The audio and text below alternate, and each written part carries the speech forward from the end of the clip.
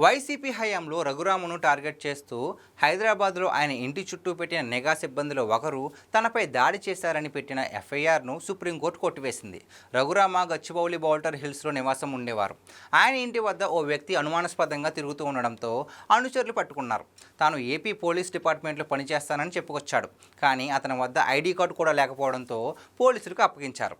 అయితే ఆ వ్యక్తి ఫరూక్ బాషా ఏపీ ఇంటెలిజెన్స్ కానిస్టేబుల్ అని తేలింది. విధి నిర్వహణలో ఉన్న తనపై నలుగురు వ్యక్తులు దాడి చేశారంటూ రఘురామకృష్ణరాజుతో పాటు నలుగురిపై ఫరూక్ బాషా గచ్చిబౌలి పోలీసులకు ఫిర్యాదు చేశారు.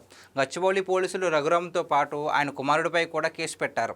ఈ కేసు తప్పుడు కేసు అని క్వాష్ చేయాలని రఘురామకృష్ణరాజు హైకోర్టును ఆశ్రయించారు. కానీ అనుకూల ఫలితం రాలేదు. దాంతో ఆయన సుప్రీంకోర్టులో పిటిషన్ వేశారు. తన ఇంటి వద్ద అనుమానాస్పదంగా తిరుగుతున్న వ్యక్తిని సందేహంతో ప్రశ్నిస్తే ఇదంతా జరిగిందని చెప్పారు. కానిస్టేబుల్ కూడా కేసును కొనసాగించేందుకు ఆసక్తిగా లేనని తెలిపారు. దాంతో సుప్రీంకోర్టు ఎఫ్ఐఆర్ను క్వాష్ చేసింది. అప్పట్లో ఏపీ పోలీసులు హైదరాబాద్లో విచ్చలవిడిగా టీడీపీ నేతల్ని, రఘురామ వంటి వారిని టార్గెట్ చేసేవారు. వైసీపీకి బీఆర్ఎస్ పెద్దలు ఆ ఛాన్స్ ఇవ్వడంతో జగన్ సర్కార్ వేధింపుల విషయంలో మరో రేంజ్కి వెళ్ళింది.